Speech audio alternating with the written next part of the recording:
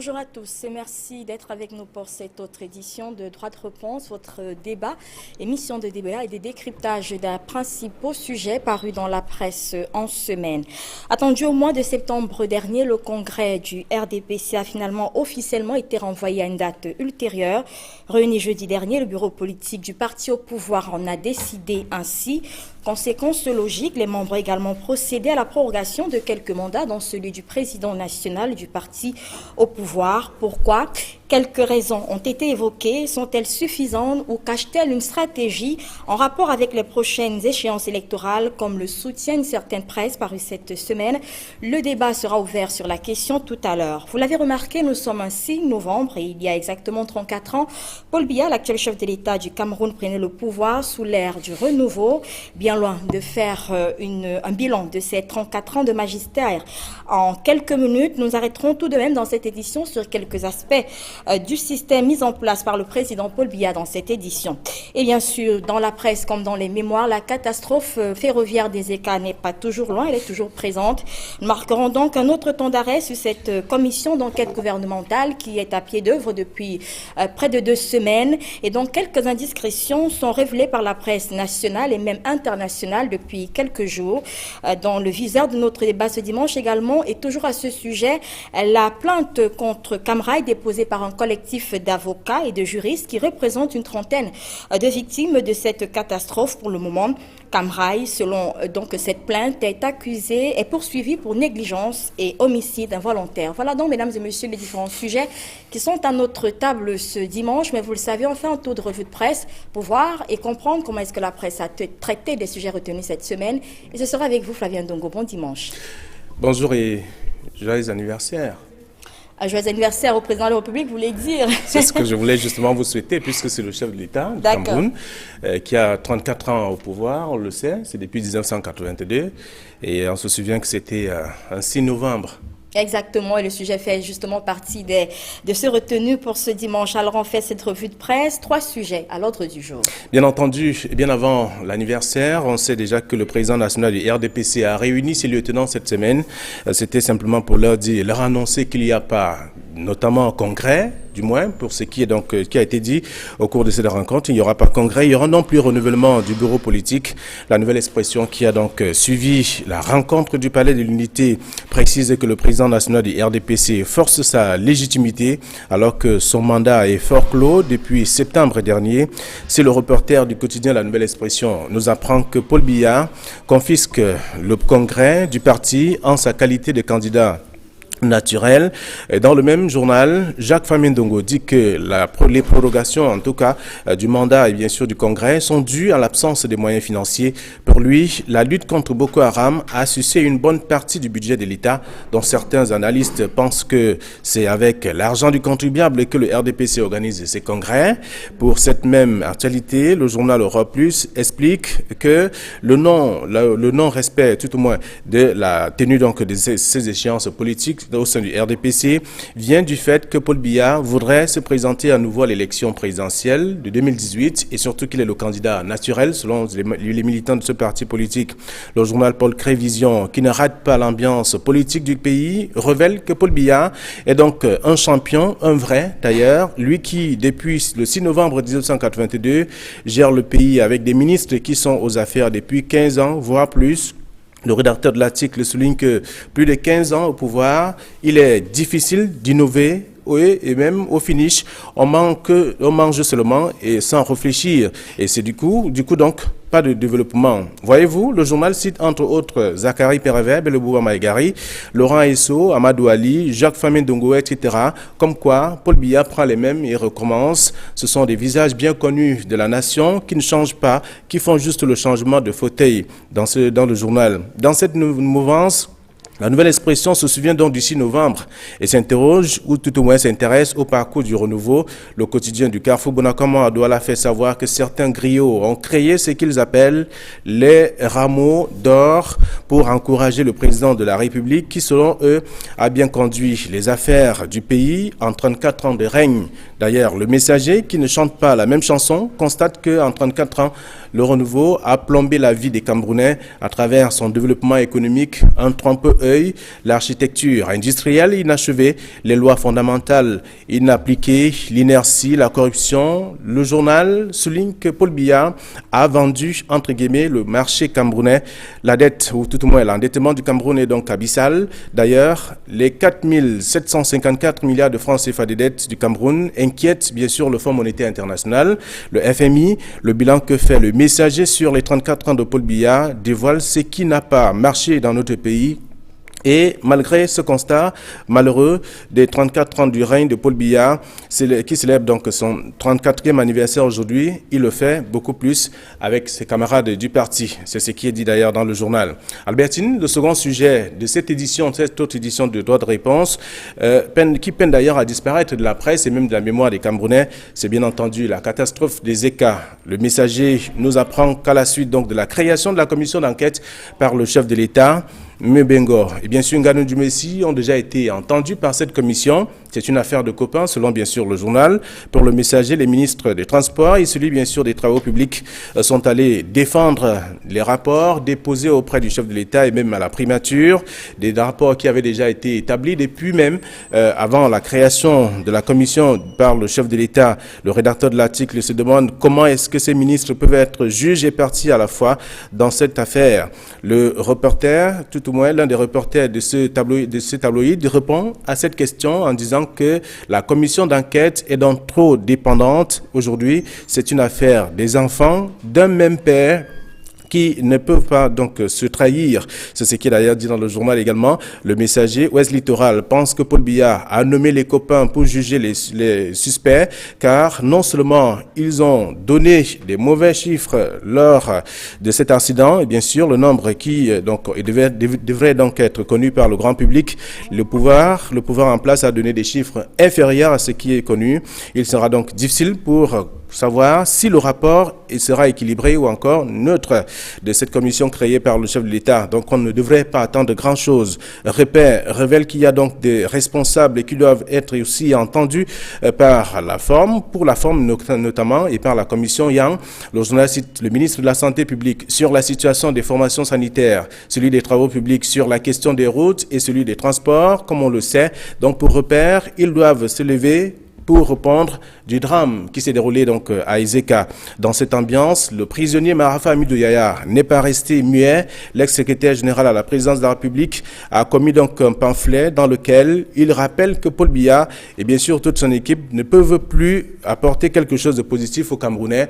Donc on ne devrait rien attendre de cette commission qui a été créée. Pour lui, il a rappelé au chef de l'État qu'il y avait des difficultés au pays, mais jusqu'ici, le chef de l'État n'a rien fait, même si entre-temps, il a donné quelques directives à certains membres du gouvernement qui sont restés inertes comme d'habitude. Lui, il a révélé tous ces cas et que, à son temps, beaucoup de commissions avaient été créées, mais sans véritable résultat. Les vrais qui restent bien entendu dans les tiroirs.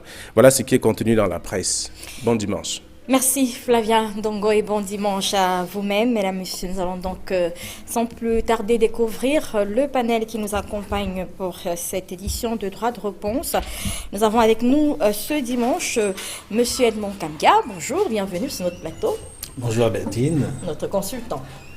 C'est le cas. Je dis bonjour aux copanélistes. Je salue tous les téléspectateurs et téléspectatrices qui nous regardent en ce moment. C'est un grand jour pour une partie des Camerounais. C'est-à-dire le 6 novembre 1982, le président Paul Biya accédait, n'est-ce pas, au pouvoir, mais il est surtout le président d'une formation politique qui s'appelle le Rassemblement démocratique des peuples camerounais. C'est pour ça que je dis c'est une fête pour une partie du peuple camerounais, et vous le verrez bien sur ce plateau, c'est pas tout le monde qui a la tenue du parti. Alors, puisqu'on parle de tenue du parti, merci d'être là, Edmond Kamga. Je précise juste pour ceux qui ne savent pas que vous êtes journaliste, en service à la nouvelle expression. Puisqu'on parle de tenue du parti, on va donc dire bonjour à monsieur Edouard Fauchivé qui est avec nous. Bon dimanche et bonne fête. Merci, bonne fête. Je pensais que mon ami Edmond devait dire bonne fête. Bon, malheureusement, vous l'avez dit, et je dis donc à tous ceux qui nous écoutent, et surtout à notre camarade président, bonne fête pour cet anniversaire qui vient encore nous positionner au devant de la scène politique pour qu'on puisse continuer. Parce que 34 ans, ce n'est pas donné, comme lui-même l'avait signalé. il faut quand même avoir la main de Dieu pour pouvoir arriver à ce genre de fonction et pouvoir continuer. Vous êtes économiste, spécialiste dans le transport et vous êtes également, on le rappelle juste pour ceux qui n'ont pas remarqué la tenue, un cadre du RDPC. Merci à vous d'être avec nous, Gabin Babagnac, et bienvenue sur notre plateau. Merci, tout le plaisir le mien. C'est toujours un plaisir très avoué de se retrouver à Douala après avoir bravé une route extrêmement dangereuse que vous connaissez très bien. Donc c'est toujours avec beaucoup de fierté d'être arrivé à Douala que je me retrouve sur ce plateau. Merci en tout cas d'avoir fait le déplacement pour nous. Vous êtes expert en stratégie de développement, enseignant et chercheur. Ouais. Et puis nous avons Célestin Djamène. Bonjour. Bonjour Albertine, bonjour à tous ceux qui nous regardent. Bon dimanche. Merci, à vous aussi. Vous êtes conseiller municipal à Douala 1er. Tout à fait. Cadre du SDF. Oui. Ce n'est pas le sujet du jour, mais je vais quand même vous poser la question, puisque c'est l'actualité, avec cette dernière décision du NEC qui n'a donc pas donné une suite favorable à votre requête concernant les élections régionales dans le littoral pour les SDF. Un mot là-dessus? Oui, mais d'abord, je dois rappeler que c'est une journée de deuil national, c'est l'anniversaire de l'État parti RDPC. Je crois que le cœur n'est pas à la fête, il vient de le dire. Monsieur Biya était un accident de l'histoire. Maintenant, pour revenir sur le SDF, je crois que là aussi, c'est une journée triste, celle d'hier, parce que j'ai la conviction que le président national, John Frondi, a été abusé par une bande de gangsters qui lui ont adressé un faux rapport, un pseudo-rapport, quand ils ont parlé de tout sauf de l'élection qui s'est passée, de la pseudo-élection qui s'est passée, parce qu'en vérité, contrairement à ce que certains médias ont dit, il n'y a pas eu d'élection du tout, parce qu'il n'y a pas eu d'électeurs. On n'a pas mis de bulletins dans l'urne, donc il n'y a pas eu de bulletins. Donc je crois qu'en tête de cette bande de gangsters, il y a bien entendu Jean-Michel Nietzsche et M. Tsoumoulou. Je n'accepterai pas qu'au SDF, on transforme le SDF en un forum de commerçants politiques qui viennent pour jeter l'opprobre sur le parti. Donc je crois en ce sens que le président national a été abusé. C'est un homme qui a montré toute sa capacité démocratique, il l'a encore prouvé hier, mais je crois malheureusement qu'il s'est basé sur ce faux rapport qu'on lui a donné. Et d'ailleurs, je précise que M. Nietzsche n'a pas été convaincu comme président régional. Il occupe cette fonction à titre conservatoire. C'est le congrès du 8 février 2017 qui va décider si oui ou non il y a eu élection à l'Ogbaba le 16 octobre. Donc qu'on soit très clair, M. Nietzsche, pour moi, n'est pas le président régional. Il a clairement été dit hier que le Congrès décidera si on valide ou si on rejette la pseudo-élection de... Très bien. Alors, donc pour vous, la bataille continue. La bataille continue. Selon les informations que nous avons eues, ça devrait être officiel dans quelques instants seulement. Votre camarade Elie Bilobé va annoncer sa démission dans quelques moments seulement du SDF. Est-ce que vous comprenez cette décision? Je peux parfaitement le comprendre parce que je n'ai pas en tant qu'être humain tout simplement apprécié la manière avec laquelle il a été, on va dire, débarqué de cette auguste chambre qu'est le NEC, que nous respectons tous. Donc c'est une décision qui relève de sa pleine responsabilité, de sa conscience. Donc ça, je ne peux que la respecter. Mais vous continuez le combat au sein du SDF. Tout au moins pour l'instant, je pense qu'il faut absolument se battre pour la réforme. C'est un parti qui a fait beaucoup de promesses au Cameroun. Je pense qu'on doit accomplir ces promesses-là, dont le combat mérite d'être continué à l'intérieur. Tout au moins, c'est ma position actuelle. Mais encore une fois, je dénonce ce qui s'est passé hier avec ces gens de la commission. Et je dénonce également l'attitude de M. Koumaze, qui a été pire que Maï Matip. Parce qu'on a fait une déclaration commune en tant que candidat pour réprouver la candidature de M. Nietzsche. Et hier, il y a eu un retournement rocambolesque de veste que je n'accepte pas. Je pense qu'on veut ternir l'image du président national du SDF, que je dois défendre, bec et ongle. Et cette bande de gangsters doit quitter le SDF. Merci, c'était juste une longue parenthèse. Mais il faut dire que le RDPC est très ouvert en tant que parti de rassemblement. Je ne vais pas me laisser faire vos recrutements sur le plateau de je pense qu'il ne peut pas me recruter parce que c'est un parti qui a détruit le Cameroun. Donc je rentre comme un parti qui détruit le Cameroun. Merci d'avoir réagi à cette parenthèse. Donc Elie Bilobé, je t'attends. Ce n'est pas le sujet. Avec Jamel, le RDPC est un parti de rassemblement. Nous rassemblons. Très bien. Intéressons-nous, si vous le voulez bien, à cette rencontre du bureau politique du RDPC tenue tenue jeudi dernier au Palais de l'Unité du Yaoundé, rencontre à l'issue de laquelle, je le disais tout à l'heure, il ressort que le très attendu congrès du RDPC a été officiellement renvoyé à une date ultérieure et même sont prorogés quelques mandats dans le mandat du président national, parti au pouvoir, à Paul Biya, les membres du comité central des bureaux nationaux de l'RDPC au JRDPC. Alors, Edmond Kangia, la presse voit dans cette rencontre de jeudi dernier une sorte de mascarade.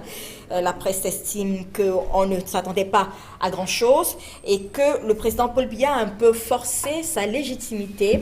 Je reprends là le titre de la Nouvelle Expression, en prorogeant donc son mandat à la tête de ce parti. Et peut-être également, c'est une autre vision que partage notre presse par également cette semaine, c'est une stratégie pour préparer les échéances de 2018 et peut-être cacher la probable candidature du président Paul Biya à cette élection. Qu'en pensez-vous? Comment est-ce que vous analysez les articles parus cette semaine en rapport avec cette sortie du bureau national du RDF, bureau politique?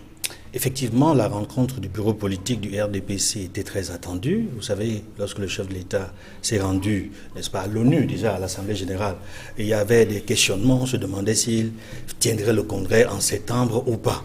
Il est allé à l'Assemblée générale. Et puis les circonstances ont fait en sorte qu'il se retrouve, qu'il rentre au pays. Il y a eu l'accident ferroviaire des ECA. Il a décrété un deuil national. Et puis l'actualité politique aidant, il fallait que le bureau politique du RDPC puisse se réunir. Et c'est ce qui a été fait. Mais il faut observer que c'est l'ensemble du bureau qui a été reconduit, pas seulement le président national du RDPC, c'est l'ensemble du bureau. Et il faut dire également qu'il y a un véritable problème au sein du bureau politique du RDPC, parce que la plupart, enfin un certain nombre de membres ne sont plus parce qu'ils sont décédés, il va falloir les remplacer. Et je pense que l'idéal aurait été que les choses se passent, comme prévoit les statuts du RDPC. Je n'en suis pas un fin limier, il y en a un sur le plateau.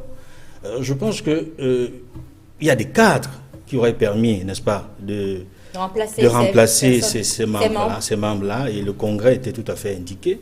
Bon, ça a été reporté. Le bureau. La réunion du bureau politique était indiquée. Était indiqué.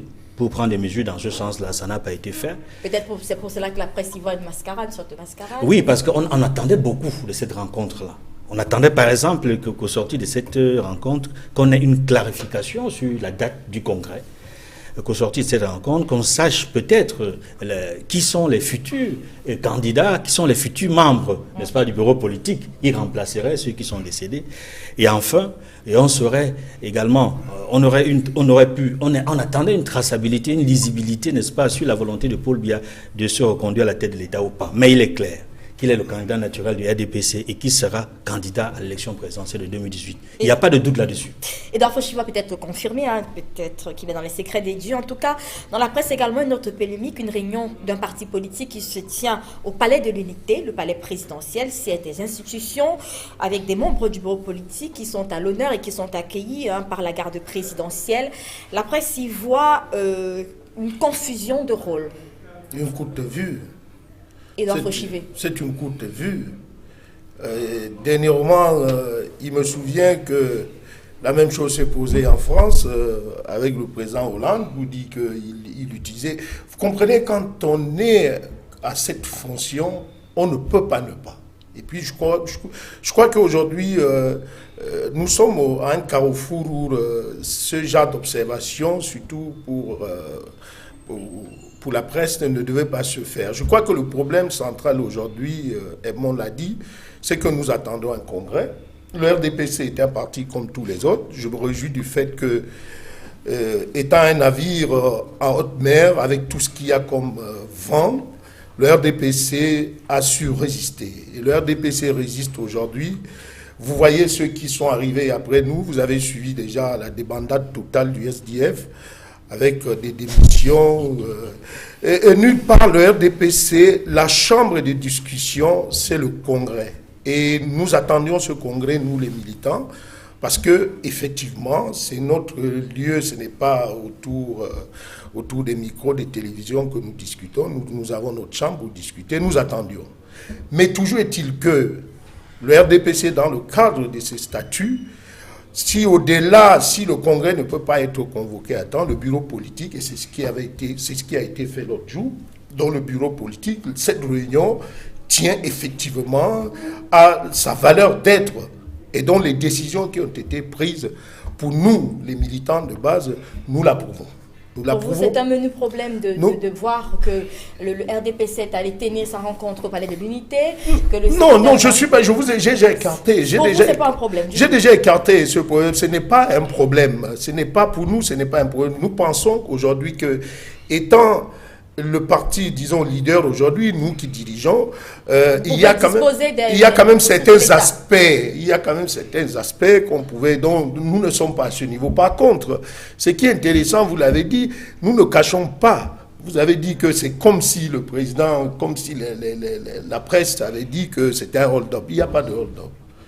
Le président de notre parti est très bien structuré. À son article 18, nous l'avons respecté. À son article 27, alinéa 3, il est tout à fait écrit que le président du parti est notre candidat. Ça veut dire que si aujourd'hui le Congrès n'est pas convoqué et que vient l'élection présidentielle, il n'y a aucun militant du RDPC aujourd'hui ne peut sortir avec des tam-tams comme les autres partis pour frapper le président national et candidat du RDPC. Nous reviendrons peut-être sur la question parce qu'il y avait déjà les candidatures pour cette présidence. Je vais couper court pour dire que chaque militant du RDPC peut être candidat, pourvu d'être, n'est-ce pas, un membre admis au Congrès où il y a élection présidentielle. Quels sont ceux qui sont admis au Congrès rapidement? Ce sont les militants ce sont les responsables de section, et le camarade président a la possibilité aujourd'hui de limiter. Mais tous les membres de section sont membres de droit du Congrès. Mais généralement parce que quand vous comptez, nous sommes le seul parti quand même avec plus de, vous avez vu, plus de 300, 400 sections.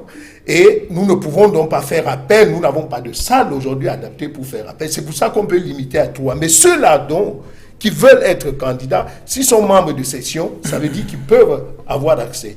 S'ils sont membres de sous-section, malheureusement, ils n'ont pas droit à participer. Et je pense que tous ceux qui étaient candidats, qui se sont déclarés candidats, sont les membres de sous-section.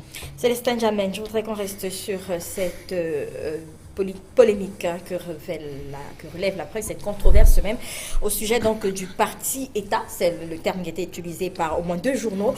Est-ce qu'on peut dire aujourd'hui que le SDF n'arrive pas le RDPC n'arrive pas à se défaire de cet héritage peut-être de parti unique lorsqu'on on revient avec quelques éléments qui ont été donnés dans la presse, par exemple le secrétaire général du comité central du RDPC qui fait partie du protocole de l'État, qui est vu dans les visites officielles et qui a donc le rang peut-être de ministre même d'État dans les visites officielles. Est-ce que le RDPC aujourd'hui n'a pas un problème avec le multipartisme aujourd'hui? Est-ce que il ne fonctionne pas comme s'il était un parti privilégié aujourd'hui? Oui, vous avez utilisé le terme de parti-État. Je l'approuve complètement. Et tout en passant, je fais déjà remarquer que M. Fauchivet ne répond pas à vos questions. Est-ce que, et tout dit, est-ce que le Palais de l'Unité est le siège du RDPC? Il y a quand même suffisamment de lieux au Cameroun pour tenir les réunions d'une association privée, qu'est le RDPC. Bon, comment se fait-il que le palais de la République sont transformés en siège d'un parti politique? Il y a confusion de rôle. Mais il y a pire qu'une confusion. C'est une confusion qui est entretenue. Ça ne date pas d'hier. Vous savez très bien que le président de la République est en même temps président d'un parti en compétition. C'est une anomalie absolument incroyable que la Constitution doit régler. La Constitution doit établir que désormais, le président de la République doit être au-dessus des partis et ne peut donc par conséquent être président d'un parti. Ça me semble évident. En attendant. Maintenant, je pense que... Oui, en attendant, vous entretenez la confusion. La Constitution je ne vous ai pas interrompu. Voilà. Nous voyons très bien que dans le protocole d'État, et Albertine l'a rappelé, on voit très souvent le secrétaire général du RDPC, Comité central, qui est tout le temps invité lors des événements nationaux, républicains, ce qui est là aussi une anomalie. Il doit avoir une rupture totale entre les fonctions de président des partis et de président de la République. Maintenant, je crois que depuis le 16 septembre, date à laquelle aurait pu se tenir le congrès du RDPC, le RDPC est plongé naturellement dans l'illégalité. Maintenant, la principale résolution qui est apparue lors comme du bureau politique tenu à l'Élysée, pardon, excusez-moi, au palais de l'Unité, comment dirais-je, le 3 novembre. Le 3 novembre, oui, lapsus, ça arrive. Hein, Révélateur. Oh, je ne sais pas ce que vous voulez dire par là. En tout cas, nous sommes un pays colonisé, vous savez très bien que c'est des répétitions qui arrivent souvent. Et donc, quelque part, je suis en train de dire qu'on ne peut pas en même temps sortir comme principale résolution le fait que le Congrès est reporté à une date inconnue. Donc on se réunit pour dire que non, il n'y aura pas de Congrès, c'est une date inconnue. Donc c'est se moquer du monde. En tout cas, ce qui nous préoccupe, c'est que ce parti est au pouvoir. Et que M. Biya utilise le RDPC comme une machine à phagocyter les Camerounais. Aujourd'hui, nous en sommes au 34e anniversaire. C'est 34 ans de véritable malheur sur le plan de la santé, sur le plan des infrastructures, sur le plan même comment dirais-je, de la justice, sur tous les plans, on y reviendra si vous voulez. Mais on ne peut pas dire aujourd'hui que le bureau politique puisse se réunir à étudier ou pas l'unité pour sortir accoucher d'une souris finalement. Oui, mais Abedine, si vous permettez, juste il faut faire très attention, M. Djamé. Vous parlez d'une association qui a un règlement intérieur. Prenez soin, puisqu'on nous écoute, de comprendre que nous n'avons jamais intervenu dans le cadre de votre parti. Le RDPC est un parti organisé. Ce que nous avons fait, je viens de le dire. Ce n'est pas de ça qu'il s'agit. Est-ce que le palais de la République est un siège d'un parti politique? Je ne suis pas à ce niveau. Moi, je suis à ce niveau. Je suis donc à ce niveau. Répondez à la question. Est-ce que le palais de la République est le siège d'un parti politique? Si vous permettez, ce n'est pas vous qui me posez de questions. J'ai pris la parole pour dire simplement que le RDPC aujourd'hui, comme association, est organisé. Ce qui se passait comme conclusion de notre bureau politique, nous les militants du RDPC, nous l'approuvons. Donc en attendant que le SIE puisse arranger dans le désordre qui est à leur niveau, le RDPC, il n'y a aucun désordre. Il n'y a aucun désordre. Voilà. Allez-y, Gabin Bamagnac, sur cette polémique révélée donc par la presse, relevée par la presse, avec cette association privée, ce parti politique qui tient par exemple sa rencontre au Palais de l'Unité, le secrétaire général du comité central qui se retrouve dans le protocole de l'État. Il y a un ensemble de choses qu'on peut citer comme ça pour dire finalement que le RDPC fonctionne comme s'il était un parti d'État, comme s'il n'arrivait pas à se détacher de l'héritage du parti unique. Quel est votre avis sur la question? Oui, excusez-moi de vêtir ma casquette d'enseignant pour trancher ce débat polémique. Disons tout simplement que nous sommes à la fin d'un système de gouvernance, à l'émergence d'un nouveau. Quand on parle de ça, on voit là un changement de paradigme, de façon de faire et de penser, fondamentalement. J'ai la chance d'enseigner la gouvernance publique et locale. En matière de gouvernance, on dit la gouvernance, c'est la discipline, la rigueur, la promotion, n'est-ce pas, de certaines valeurs éthiques et les symboles. Les symboles. Et là, on est au niveau des symboles, fondamentalement.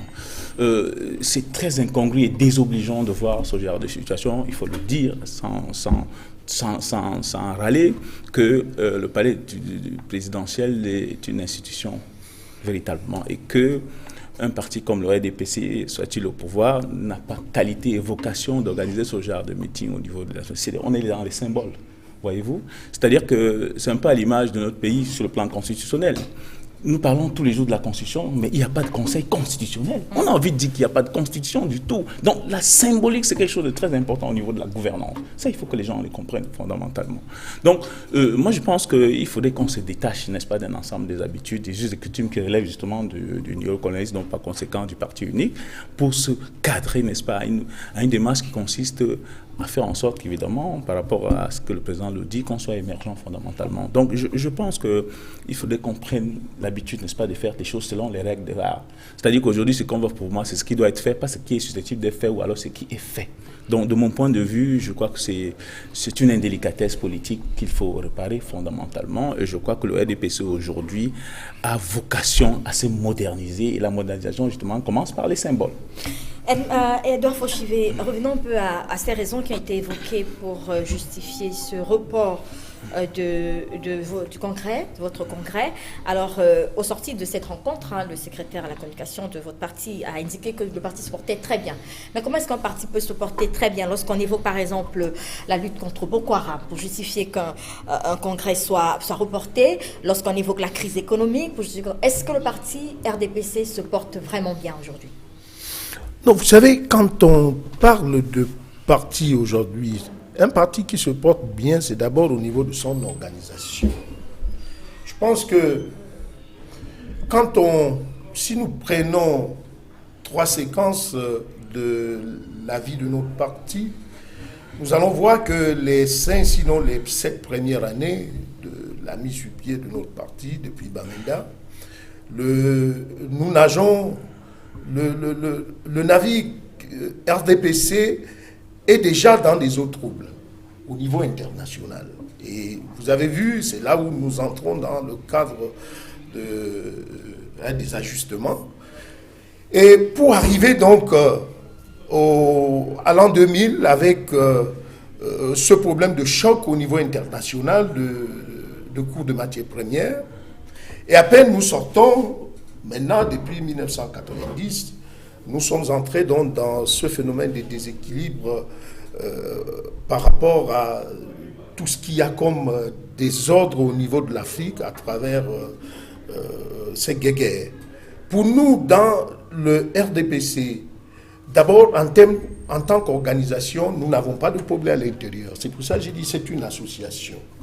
Maintenant, en tant que parti qui aujourd'hui dirige, puisque c'est le RDPC dans le cadre du gouvernement, c'est notre politique qui est suivie aujourd'hui, il faut entrer dans le contexte politico-économique pour comprendre aujourd'hui. Et c'est pour ça que je dis à d'autres partis qui comprennent que même si nous arrivons aujourd'hui, même s'ils arrivent aujourd'hui, avec tout ce qu'il y a déjà comme le contexte politico-économique, il faut aller à l'intérieur, il faut nager à l'intérieur. Pour dire quoi? Pour dire que au niveau de notre organisation, il n'y a pas de problème.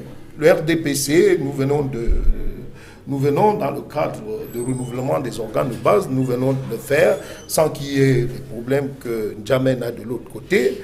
Au niveau maintenant de l'État, nous tenons compte aujourd'hui du contexte économique, qui est un enjeu, puisque c'est nous qui dirigeons.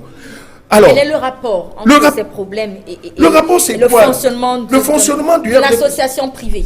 Aujourd'hui, notre congrès ne pouvait pas se tenir lorsque une partie du Cameroun, sinon 3 provinces du Cameroun, étaient complètement coupées de l'organisation territoriale. Cela arrive peut-être après même, après le congrès peut-être entendu en septembre. Non, le secrétaire à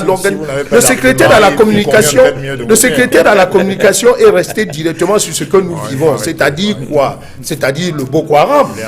Mais je suis allé en profondeur pour dire il y a des chocs économiques aujourd'hui. Et que si nous voulons... vous savez, le problème de l'extérieur, c'est de faire en sorte que lors du congrès, qu'il y ait peut-être organisation, qu'il y ait peut-être des candidatures, parce que c'est le parti, puisque c'est ce parti qui dirige. Non, à ce niveau, j'ai dit à ce niveau aujourd'hui, pour le respect ne serait-ce que de Camerounais, des militants qui sont de l'autre côté, complètement dans ce désordre de guerre non voulu, nous pensions que aujourd'hui, reculer, faire avancer le congrès pour que nous retrouvions cette paix est tout à fait acceptable pour nous dans notre organisation. Est-ce que ça vous convainc toutes ces raisons qui ont été évoquées pour justifier le report de ce congrès qui était très attendu et qui, d'une certaine manière, touche le reste de la population camerounaise, puisque congrès, ça veut dire qui sera candidat, ça veut dire que ça touche le reste du pays, même si ça concerne au premier plan le RDPC. Je crois qu'il vaut mieux parfois se taire quand on n'a pas d'arguments, semble-t-il, efficients et solides.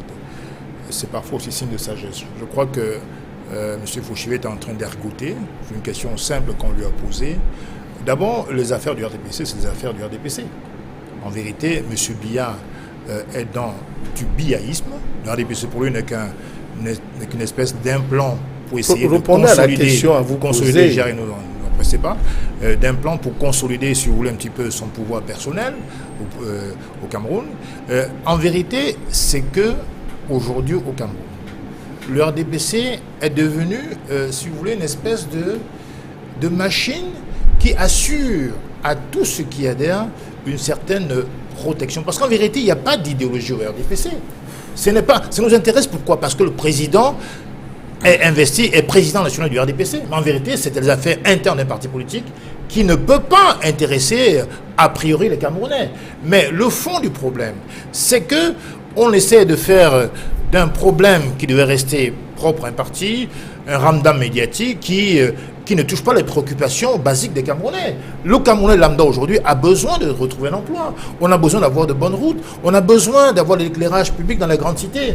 On a besoin de savoir combien on paye d'impôts chaque jour. On a besoin de savoir les pouvoirs d'un délégué de gouvernement et ceux d'un maire d'arrondissement. Ça, c'est des problèmes quotidiens, d'eau potable, etc. Donc, ce n'est pas la question du RDPC qui devrait préoccuper les Camerounais. Pour vous, c'est une diversion. C'est une diversion totale, et puis il y a des millions qui seront déversés pour cette soi-disant anniversaire, qui est pour moi en vérité un deuil pour le Cameroun, parce que ça symbolise le pouvoir personnel de M. Paul Biya. Est-ce que le RDPC pourrait aller jusqu'aux échéances, est-ce qu'il serait judicieux d'aller jusqu'aux échéances électorales de 2018 sans tenir ce congrès? Est-ce que cela serait une bonne formule de mémoire de juristes et de très grands journalistes? Est-ce que ce serait une bonne formule? Cela peut se faire, mais ce n'est pas souhaité ni souhaitable. Je reviens sur la question précédente, parce que nous nageons là en pleine aventure ambiguë, c'est-à-dire à la question de savoir pourquoi, les raisons que donne le RDPC, notamment son responsable de la communication, je l'ai lu dans les journaux, le ministre de l'Enseignement supérieur, qui a la casquette de responsable de secrétaire à la communication du RDPC, il a dit qu'il a mis en avant la raison que c'est la lutte contre Boko Haram qui empêche le congrès. C'est une des raisons. Enfin, une des raisons. Voilà. Une des raisons. Je dis, je persiste et je signe que nous nageons en pleine aventure ambiguë. Pourquoi je cite? L'aventure ambiguë, c'est une œuvre excellente. L'auteur de cet ouvrage, il est encore vivant, un Sénégalais. Il dit, il y a un personnage important dans l'aventure ambiguë, n'est-ce pas, qui s'appelle Samba Diallo. Vous savez, à un moment donné, dans cette œuvre-là, dans l'aventure ambiguë, que j'ai eu la chance de lire quand j'étais en classe de terminale, il dit: je ne suis pas un pays de dialogués distincts face à un Occident distinct. Et appréciant d'une tête froide ce que je puis lui prendre et ce que je puis lui laisser en contrepartie. Il n'y a pas une tête lucide entre deux termes d'un choix. Il y a une nature étrange en détresse de n'être pas deux. Fin de citation. Pourquoi je le dis?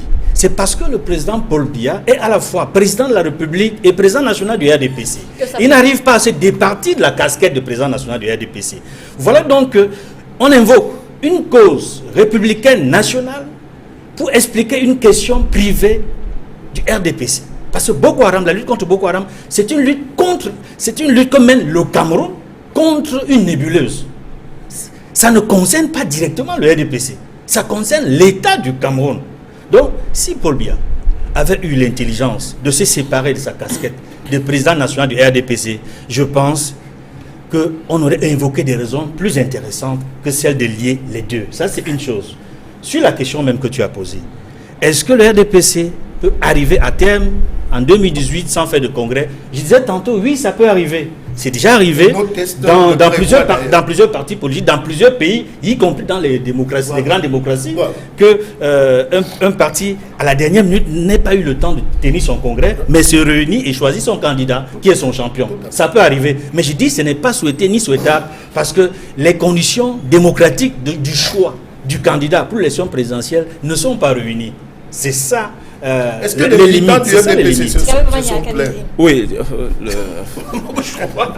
ce que nous remarquons, pour le déplorer fatalement, c'est que le postulat du Camerounais aujourd'hui est impacté par deux choses essentielles: la résilience et la diversion.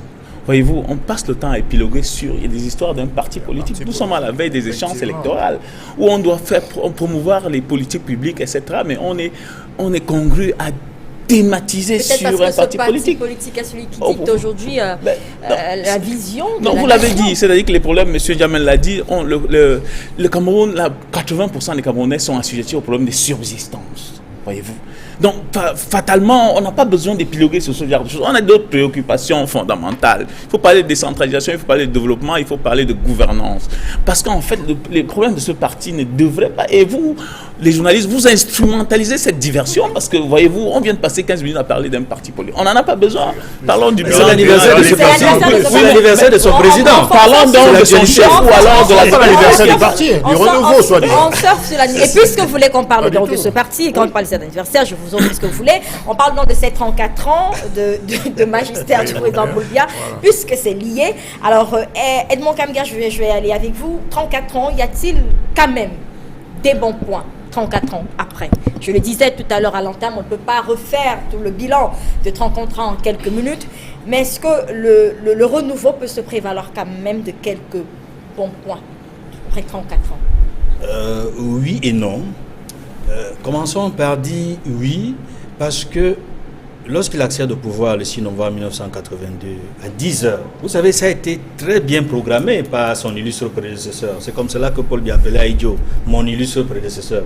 Mais très vite, après le coup d'État de 84, il ne l'appelle plus mon illustre prédécesseur. Les choses ont totalement changé, ça a viré au vinaigre. Donc, il y avait des mots-clés que Paul Biya utilisait dès le 6 novembre 82. Il y a environ 6 termes.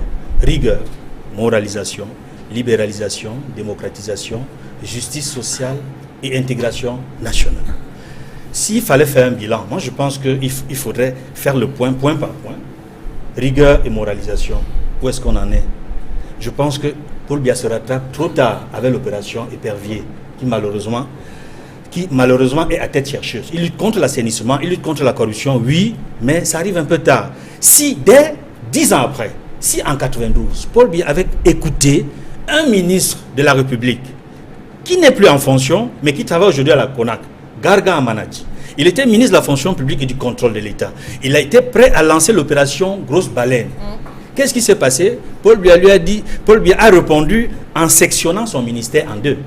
En faisant de Garga Amanadji, qui était ministre de la fonction publique et du contrôle de l'État, un simple ministre de la fonction publique.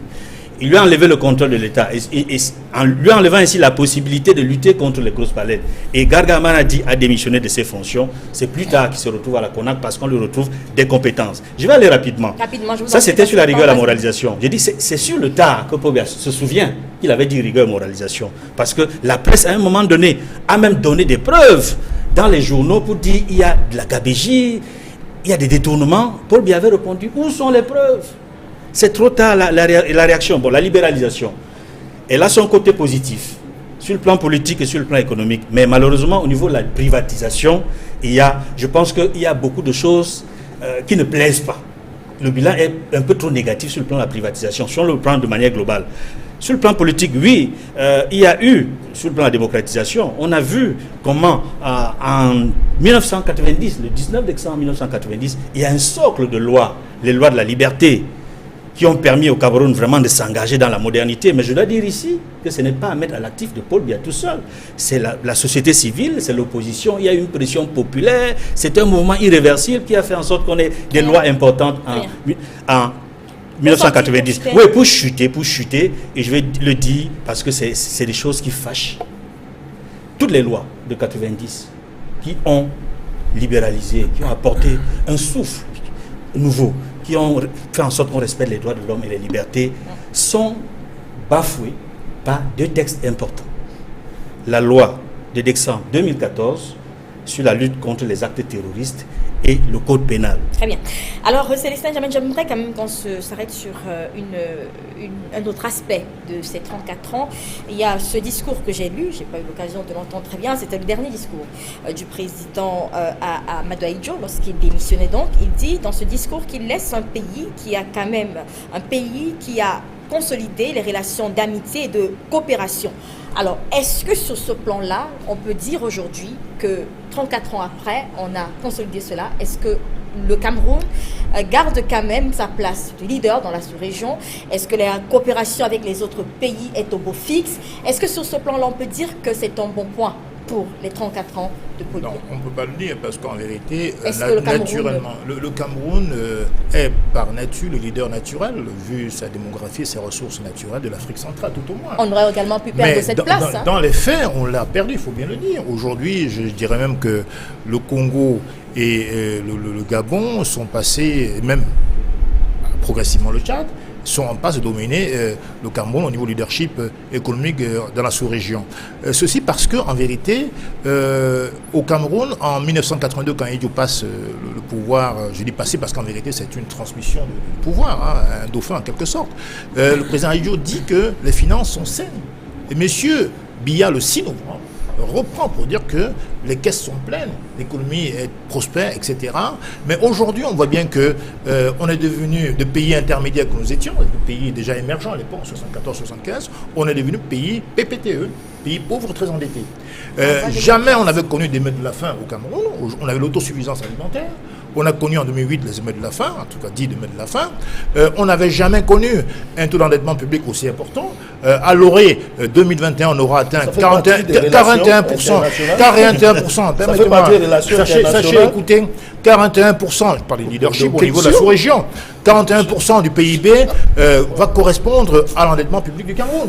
Donc maintenant, le Cameroun est un pays qui est redevenu une colonie de la France. M. Biya fait allégeance à la France. Je parlais de la place que nous avons. Non, mais bien sûr, la place, le leadership.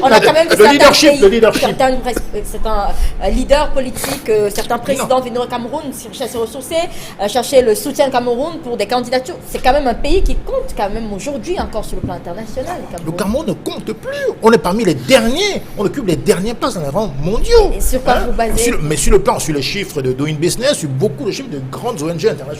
Ça, c'est reconnu. Le Cameroun occupe les dernières places des bas-fonds de l'économie mondiale. Je voulais parler en particulier de la sous-région. Même là, on l'a perdu.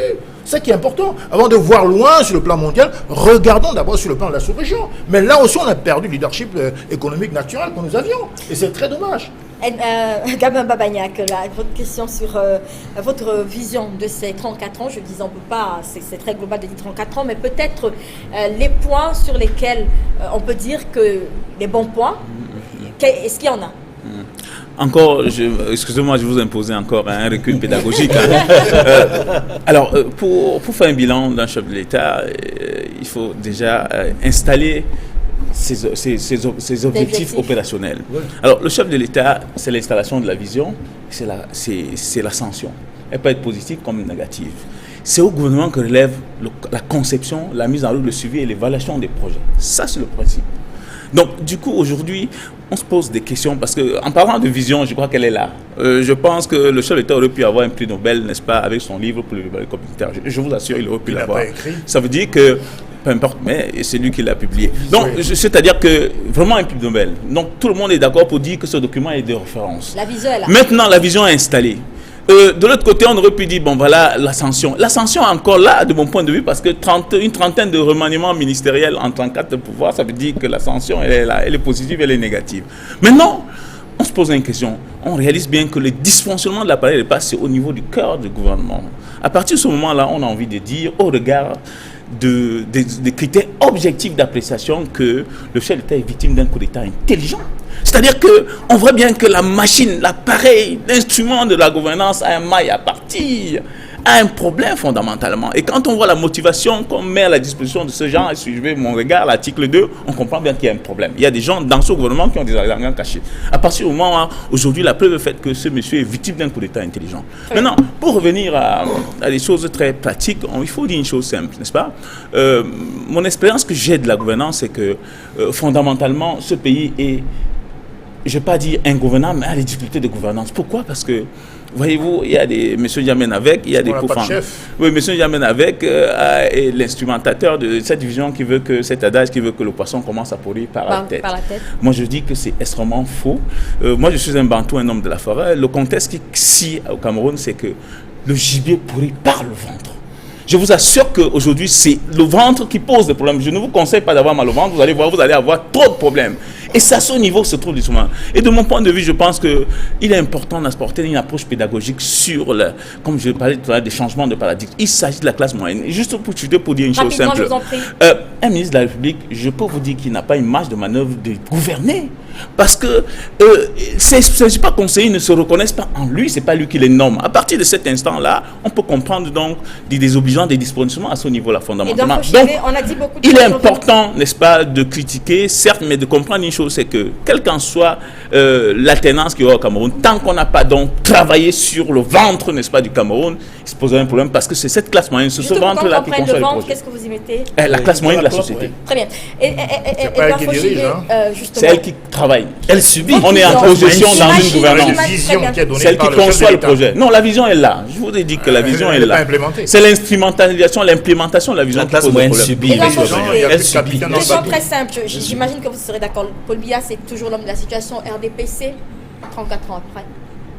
En interne, dans le cadre de notre association, de notre parti politique, au vu de l'article 27.3, il est l'homme de la situation. Seulement parce que le cadre le définit ou alors parce que c'est vraiment l'homme... Je parlais de notre parti, vous avez posé une question, je croyais qu'il fallait aller dans le sens de ce que vous avez dit.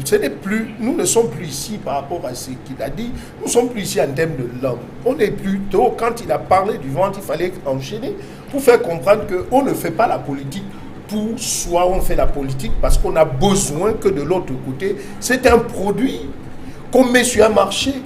C'est ça la politique. Et si le produit n'est pas acheté, ça veut dire que le produit, soit au niveau de la production, a été mal façonné. Aujourd'hui, quand vous suivez les uns et les autres, vous comprenez parfaitement que nous, politiques de ce côté, là-bas, l'enseignant, le spécial de la communication, vous comprenez pourquoi les autres partis ont des problèmes de diriger. Fixez mon regard. Nous acceptons aujourd'hui, et il a dit quelque chose que je voudrais rapidement enchaîner pour faire comprendre que nous vivons, par rapport à la libéralisation, nous vivons aujourd'hui les difficultés qui ont été façonnées par ceux qui ont gouverné et qui sont aujourd'hui au cachot.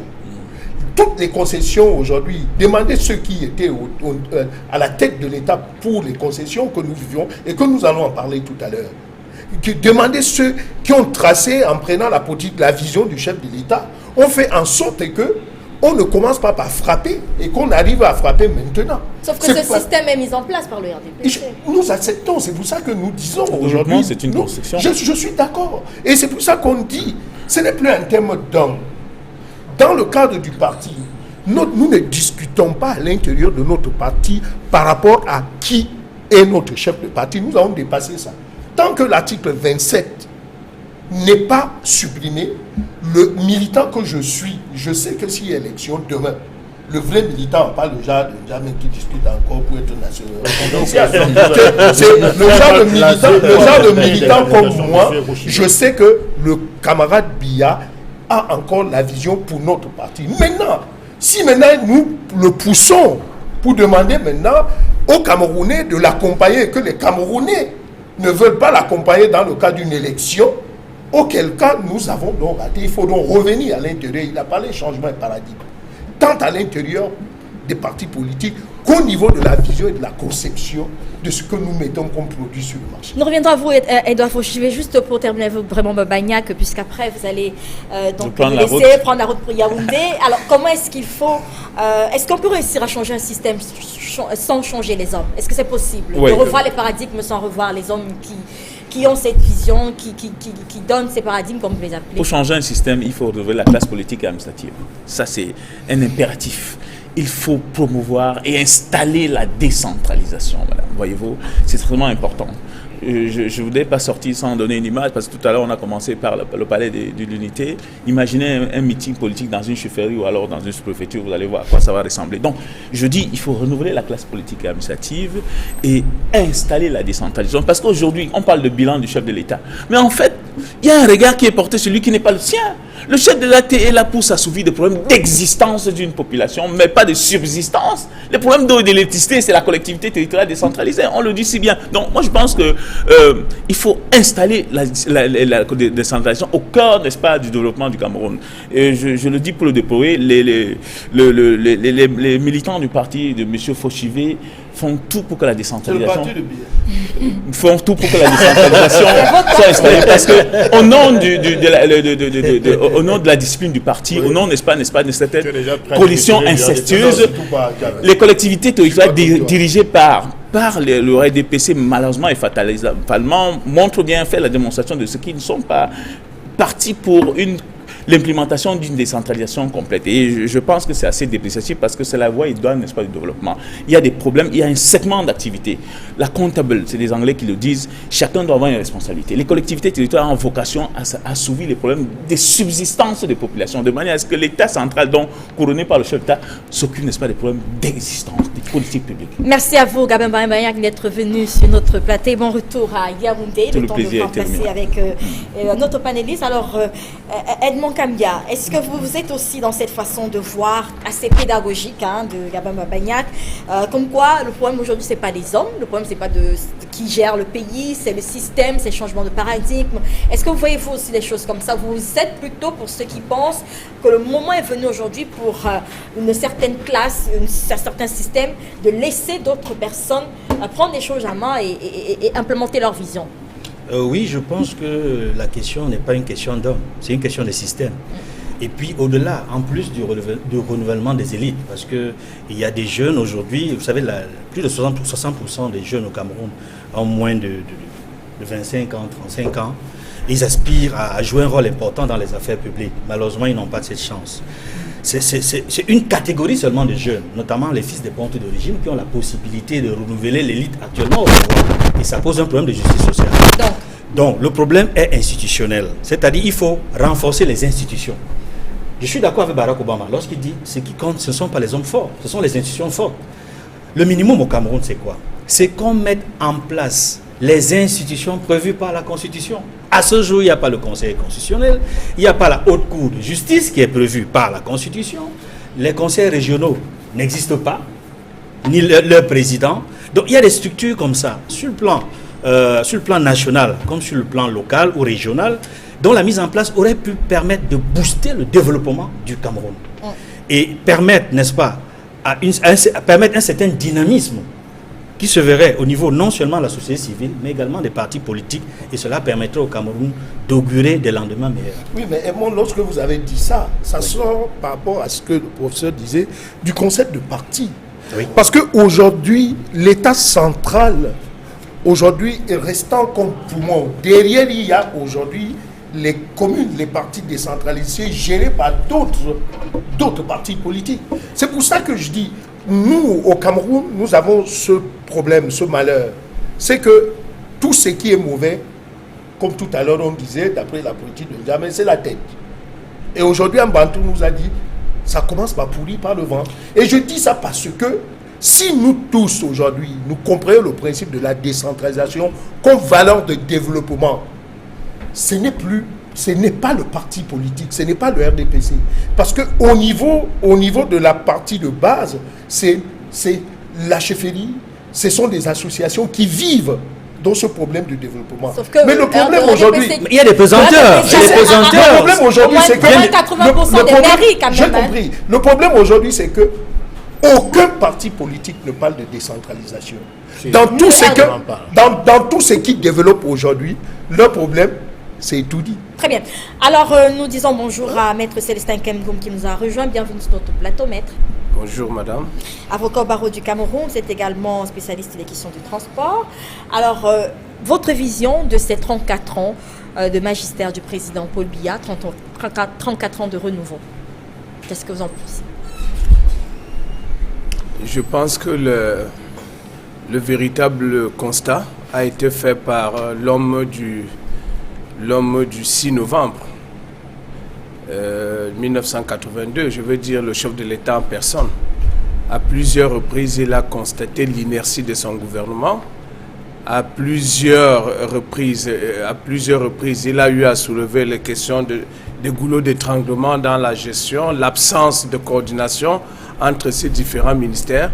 Je pense que le problème, comme l'a dit M. Babagnac qui m'a précédé, vient un peu de la décentralisation et surtout du choix des hommes.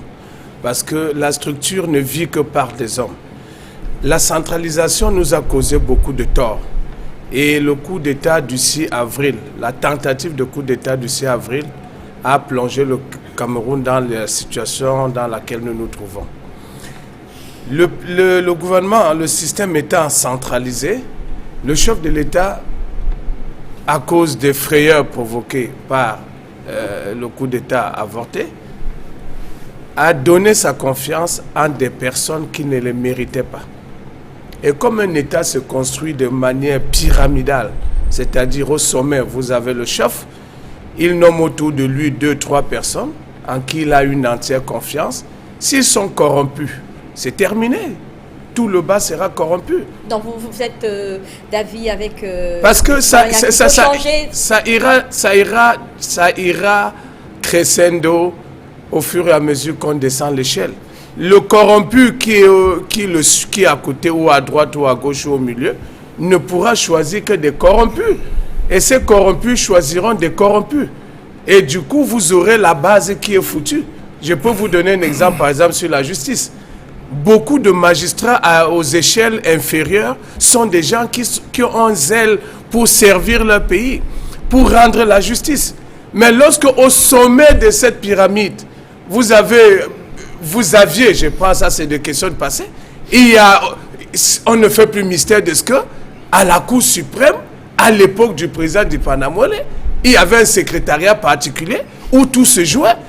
Donc si ceux du bas sont en danger, voient que toutes leurs décisions sont foulées au pied, au sommet, alors du coup, toute la justice, chacun va se demander, mais à quoi ça sert d'être intègre? Donc le véritable problème, c'est la construction pyramidale et le choix des hommes qui a voulu que les corrompus ont dénommé des corrompus et les compétents ont fini par basculer pour devenir eux-mêmes des corrompus. Voilà le constat que je peux faire. Ça pourrit du ventre ou de la tête. Oui, moi je pense que l'expression qui consiste à dire que le poisson, enfin le gibier pourrit par le ventre, est peut-être vrai sur le plan animalier. Mais en vérité, il s'agit d'une république et de ses dérivés. Pourquoi dit-on que le président de la République est la clé de voûte des institutions? L'élection majeure dans un pays, dans une nation, c'est l'élection présidentielle. Puisque le président fixe le cap et fixe la vision d'une nation. Tout à l'heure, le professeur parlait d'un bouquin que M. Biya aurait écrit, en vérité qui a été écrit par M. Senghako, le libéralisme communautaire, dans lequel le président Biya semblait se faire imputer les directives, n'est-ce pas, de la gestion de la société. En vérité, c'est le président qui donne le ton, le rythme. Et en dessous, les ministres sont des exécutants. C'est-à-dire qu'ils mettent en branle la politique définie par le président de la République. En Afrique, malheureusement, je le constate, dans certains pays, il n'y a pas la culture de la responsabilisation. Le chef doit prendre sur lui et dire que je suis responsable. J'ai recruté le mauvais joueur, je dois les démettre. J'assume la pleine responsabilité. C'est pour ça qu'on dit que dans une entreprise, par exemple, le top management est cumulé par le directeur général ou, si vous voulez, dans son société, le PDG. C'est lui qui doit prendre sur lui pour dire que voilà, j'ai failli dans ma mission, dans les objectifs qu'on m'a fixés. Il ne doit pas se défausser sur ses subalternes ou sur ses collaborateurs. Donc je reviens sur le plan politique pour dire que le poisson pourrit par la tête. Pourquoi? Parce que M. Biya avait le pouvoir, les leviers pour changer, tout au moins pour préserver ce que Ahidjo avait laissé. On se rend bien compte que sur le plan infrastructurel, c'est un recul énorme, surtout avec le maintien des péages. Il y a pratiquement 45 000 péagistes au Cameroun, 45 points de péage et 50 000 km de routes bitumées seulement. Monsieur Biya n'a pas pu faire mieux que sous Ahidjo. C'est incroyable. On a encore l'accès qui tue des gens chaque année.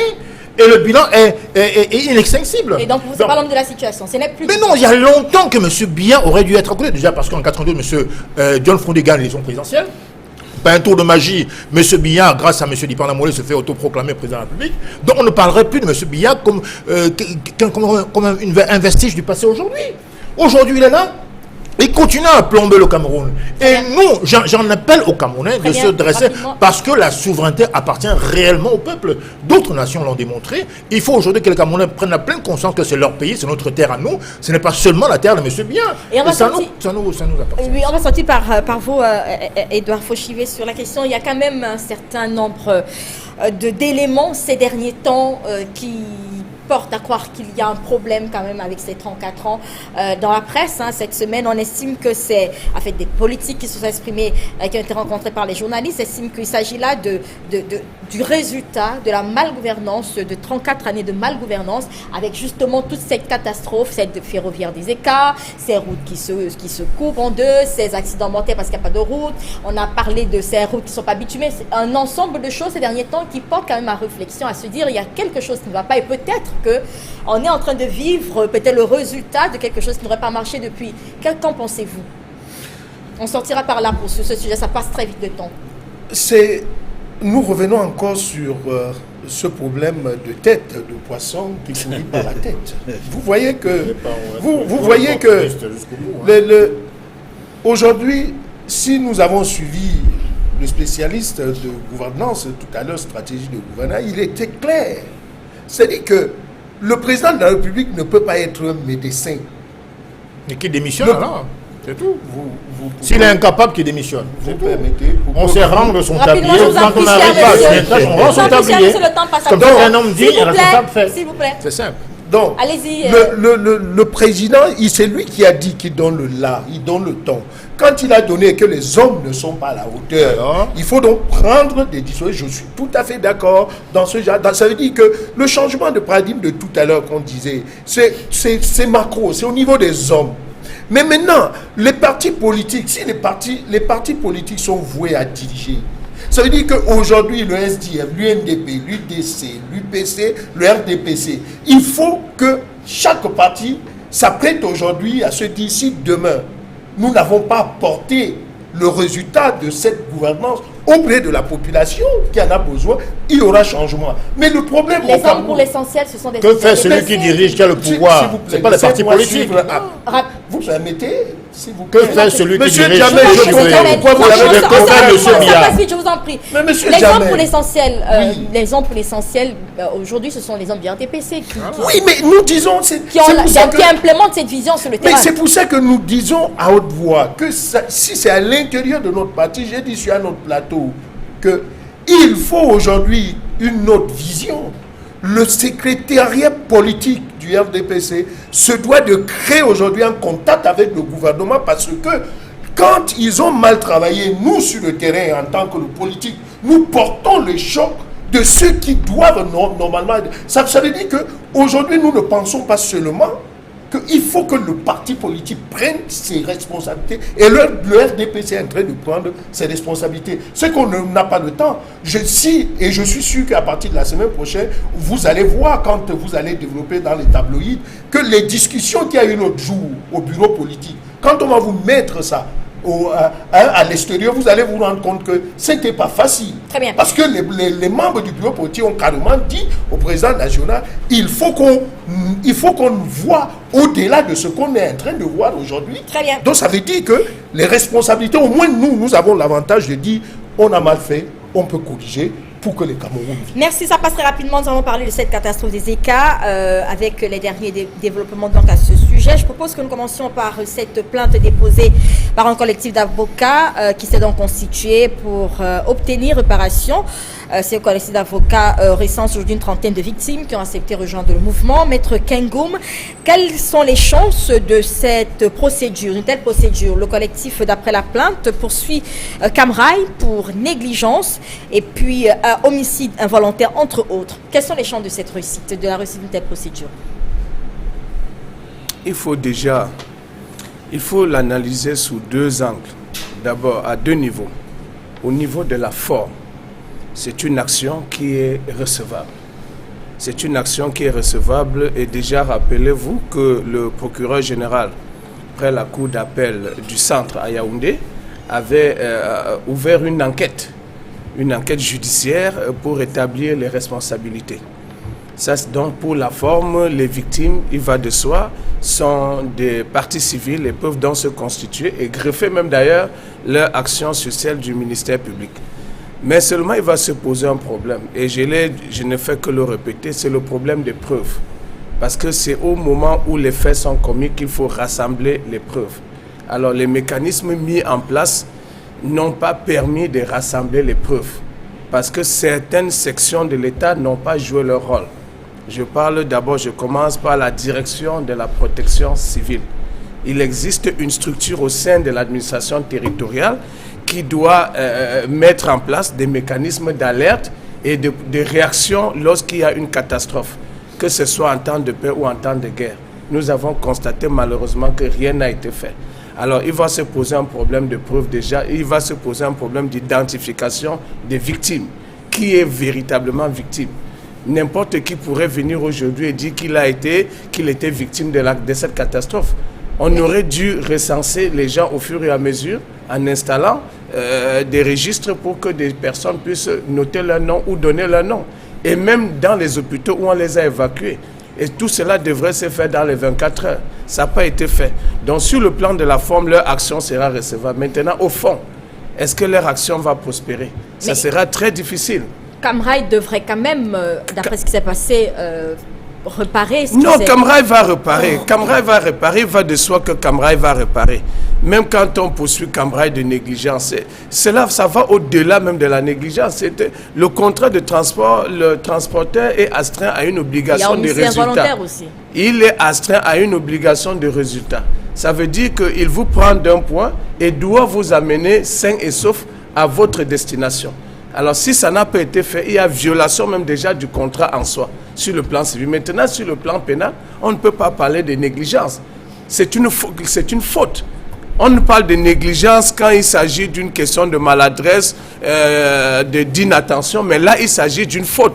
Cam Rai a mis à la disposition des passagers des wagons qui n'étaient pas adaptés, qui n'avaient pas rempli toutes les normes techniques pour prendre les rails. Donc il y a eu faute. Et malheureusement, ils ne seront pas... De votre point de vue, ils ne seront pas... Ça sera difficile. Non, il y en a qui seront indemnisés, mais le nombre de personnes sera très faible. Parce que déjà, il faut rappeler qu'il y a encore des wagons qui sont en dessous et des personnes qui n'ont pas encore été extraites et qui seront défigurées. Ça, c'est des informations officieuses. Et qui seront défigurées au moment où on va les récupérer. Qui seront défigurés, méconnaissables. Très bien. Alors, qui pourrait donc savoir si un membre de sa famille ne s'y trouve?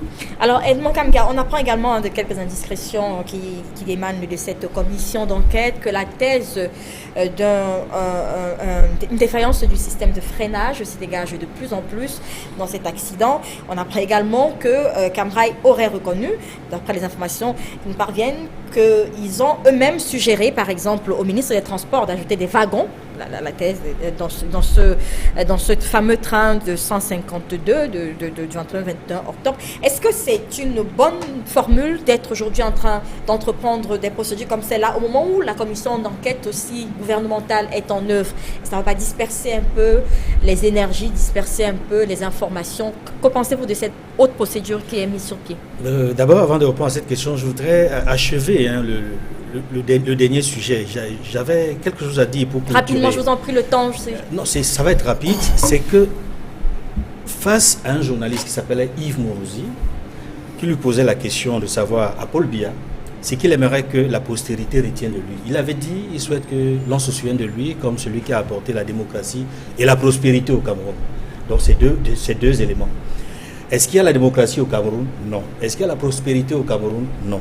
Est-ce que en 82, quand il prend le pouvoir, il y a la prospérité? La démocratie, c'est quoi? La démocratie, aujourd'hui, le Cameroun est dans la démocratisation. Le Cameroun n'est pas encore dans la démocratie. Non, je tenais à le dire parce que c'était important. Très bien. Et sur la question... clôturer ce point-là. Et sur la question des démarches qui sont faites en cours en ce moment et des révélations qui nous parviennent, moi je pense que l'une n'exclut pas l'autre. Parce qu'il s'agit d'aller le plus loin possible, de trouver des solutions le plus rapidement, de faire des enquêtes pour parvenir à la solution finale, qui est l'indemnisation des familles des victimes, et puis faire en sorte que ce drame ne se reproduise plus. Parce que il ne faut pas qu'on s'éloigne de ces deux objectifs. Il faut indemniser les familles. Et en tenant compte des normes internationales en la matière, parce qu'il y a tout un débat qui est en cours en ce moment sur la fameuse somme de 1 500 000 qu'on donnerait aux familles pour les obsèques funéraires.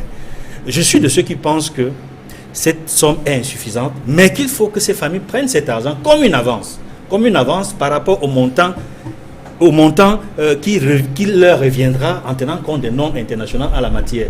J'imagine que c'est beaucoup plus d'argent que ça. En ce qui concerne le système de freinage, effectivement, il y a des informations de plus en plus qui ressortent, qui laissent entendre qu'effectivement, il y a eu des problèmes de sécurité et de freinage dès le départ de la gare de Yaoundé. Et que le chauffeur qui est en garde à vue, aujourd'hui, on l'a auditionné, entendu, il y a beaucoup d'informations qui laissent penser que les responsabilités, si on les parvient, si la commission d'enquête politico-administrative qui est mise sur pied parvient à faire un travail normal et que, bon, malheureusement, on ne saura jamais quel est le contenu du rapport parce que les membres de la commission vont remettre leurs documents au président de la République. C'est ce qui est prévu par le décret. Mais rien n'empêche, rien ne dit qu'il ne va pas divulguer ces C'est pour rapports. cela qu'on aurait souhaité qu'il y ait une commission indépendante et que la commission parlementaire se mette en place parce qu'il n'est pas tard pour la commission d'enquête parlementaire de se mettre en place. Edouard Fauchivier, une certaine presse estime que quels que soient les résultats de ces commissions d'enquête et de ces procédures judiciaires qui sont engagées, Camrail a une responsabilité dans ce qui s'est passé. On ne peut pas balayer cela du revers de la main. Et que vous avez parlé tout à l'heure de privatisation, et que c'est encore une catastrophe qui vient mettre au jour l'échec des privatisations dans le pays. Est-ce que vous voyez, vous, également les choses comme ça? Cet accident aurait pu arriver peut-être avec la régie Fercam. Est-ce que vous pensez que c'est forcément parce que ce contrat de concession n'a pas été bien mené et que peut-être Camrail s'est pas rassuré dans le cas peut-être de ces voitures, qu'elles étaient en bon état, c'est pour ça que cet accident est arrivé. Est-ce que vous pensez qu'il y a un lien avec la privatisation des sociétés avec cet accident-là? Je serai un peu long. Vous Accepter avez parce une que minute, c'est très long. Oui. Je crois qu'il faut faire très attention parce que nous sommes là face à un problème technique. Déjà, il y a une concession et derrière cette concession, il y a une façade de transport marchandises qui est une façade rentable et une façade sociale dont le gouvernement porte sur lui parce que il faut, dans le principe de mobilité de sa population, ne pas donner ce service. C'était de tuer toute une population, surtout que cette population qui avait été spoliée par la terre. Et lorsque nous disons ça, nous rentrons dans le concept maintenant de mode de transport. Tout mode de transport, tout à l'heure Maître l'a dit, a un concept de présomption de responsabilité. Ça veut dire que point de départ, automatiquement, point d'arrivée. Donc, quand on dit ça, c'est dit que le Camrail est responsable, c'est comme si Camrail est responsable. Il faut s'arrêter à ça et prendre le concept d'accident aujourd'hui comme quelque chose de normal. Je cite vite.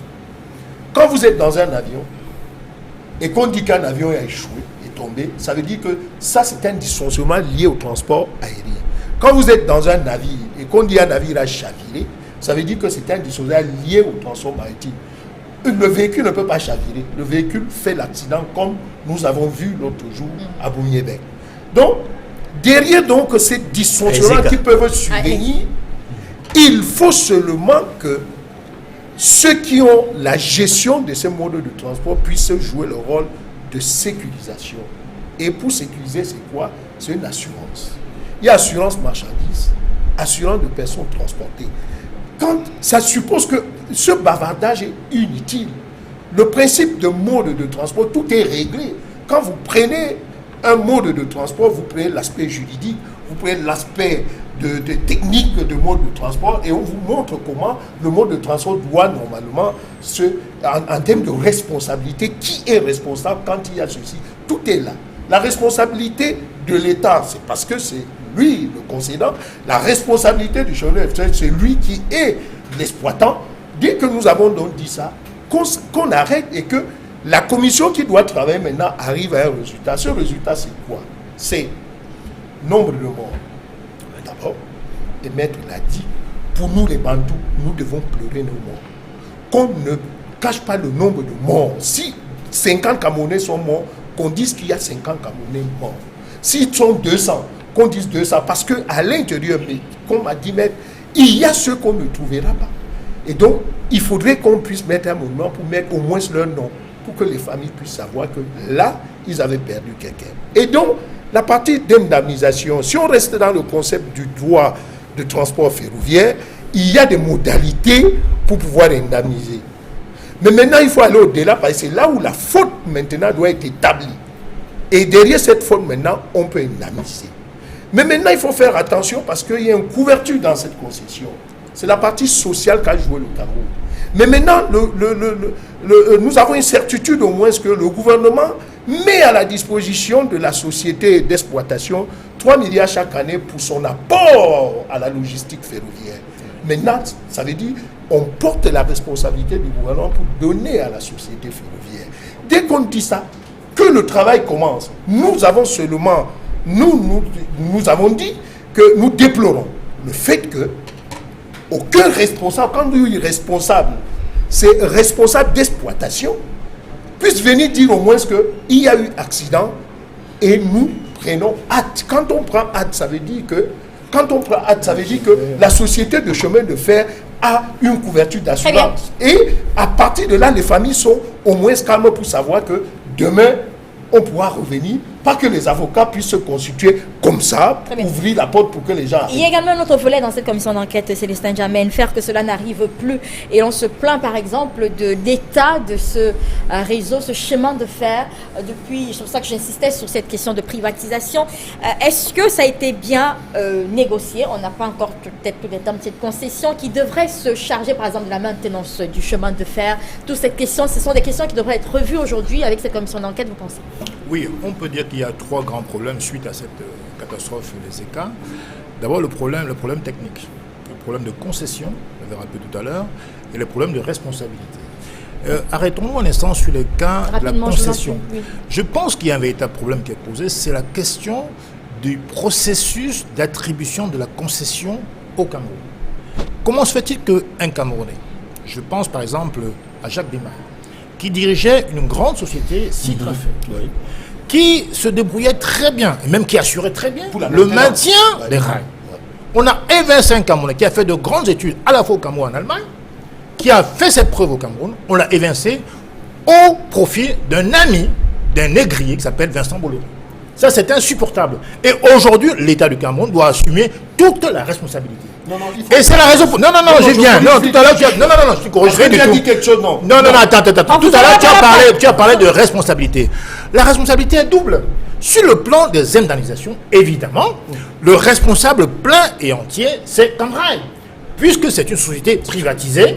Maintenant, l'État, quand la buse a rompu à Maniaï, l'État qui a, à travers Edgar Lemebengo, qui a réorienté les passagers vers la gare de Yaoundé, aurait dû prendre les mesures nécessaires pour assurer effectivement que les wagons qui ont été raccordés au train de Yaoundé en départ pour Douala soient correctement assurés. Est-ce que c'était la responsabilité de l'État de s'assurer que les wagons... À ce niveau-là, parce que la sécurité est un pouvoir régalien de l'État.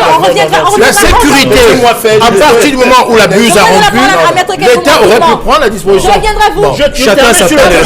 Sur le plan technique, je considère que les récents wagons chinois qui ont été achetés, on savait très bien qu'il y avait un problème de plaquettes de freinage.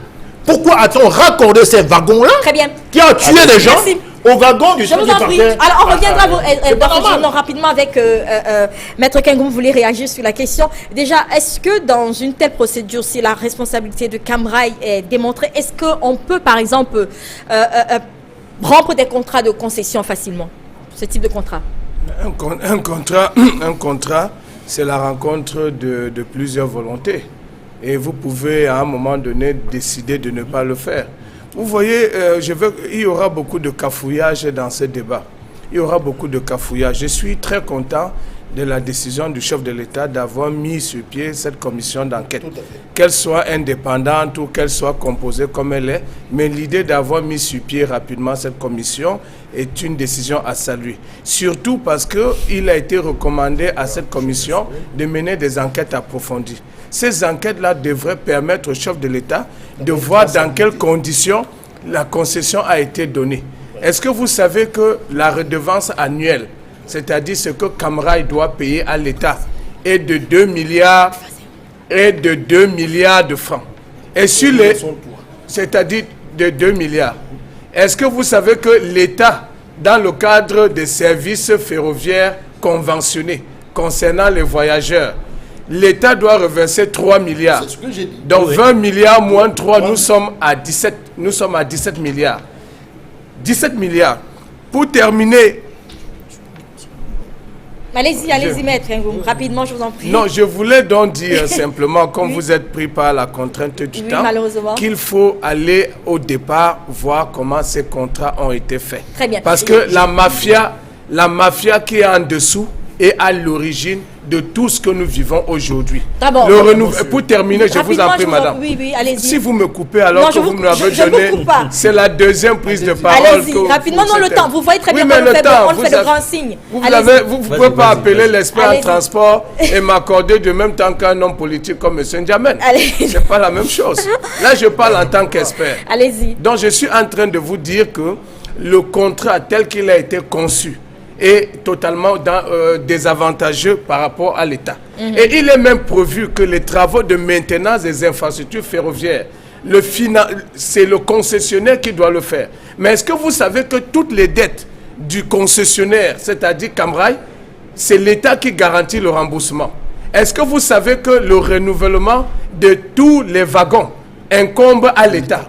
Mais ce qui est curieux, c'est que même là où l'État met l'argent, le maître d'ouvrage est Camrail. Nous avions une société camerounaise qu'on appelle Citrafer, qui avait ce double privilège, d'abord de maîtriser le chemin de fer, et deuxièmement, d'avoir autour en son sein des gens patriotes qui pouvaient alerter l'État sur les dysfonctionnements au sein de l'exploitation de l'infrastructure ferroviaire. On l'a évincé dans des conditions rocambolesques, de sorte qu'aujourd'hui, la maintenance est faite de manière assez chaotique. Très bien. Donc nous pourrons... Je vais dire ceci. Je vous en prie, on a une il faut faire très attention. Le ministre de Transport, en demandant d'augmenter le nombre de wagons, était dans son champ d'action parce que la mobilité, il fallait assurer cette mobilité. Et donc, dire par exemple d'augmenter ne veut pas dire que... S'il vous plaît, je suis expert de la chose. Allez-y. Donc, dire d'augmenter le nombre de wagons ne veut pas dire aller prendre les wagons non conformes pour mettre sur la route. Très bien. Donc, je dis dans ceci, quand le ministre de Transport le dit, c'est parce qu'il y a un dysfonctionnement sur la route. Donc, il était dans son droit. Par contre, l'histoire de Citrafer, parce qu'il faut le dire ici, c'est que en son temps, nous avions même déjà proposé la mise sur pied d'une société de gestion du patrimoine ferroviaire. Parce que vous ne pouvez pas concéder même le nouveau chemin de fer qui sera fait. Et ça ne peut se faire que par celui qui est là aujourd'hui. Donc aujourd'hui, pour continuer, au vu de la lecture de la concession, il faut que vienne une société de la gestion du patrimoine ferroviaire. On va terminer par là, vous avez 15 secondes. Oui, alors, je suis très heureux que M. Fauchier vienne brillamment de conforter, n'est-ce pas, le bilan négatif du RDPC au pouvoir, à travers les Citrafer et autres, les victimes dont il y a des victimes, mais surtout dire que je ne crois pas à l'auto-enquête des membres du gouvernement contre les membres de l'État. Ce n'est pas possible que M. Philémon Yan, René Saadi puissent... On va te mettre dedans. Très bien. La camerounisation des cadres, il faut qu'on l'implémente, qu'on l'applique. Merci à vous, cher monsieur, d'être venu. Malheureusement, ça s'achève. C'est la fin de cette édition. Merci à vous, Edouard Fauchier, d'être venu sur notre plateau. Célestin N'Djamène. Merci à vous, maître Kengoum Célestin, et à vous, Edmond Kamga. Et puis, merci également à Gabin Bavagna qui était là avant. Et à vous, chers téléspectateurs, de nous avoir suivis ce dimanche. Bon dimanche à tous.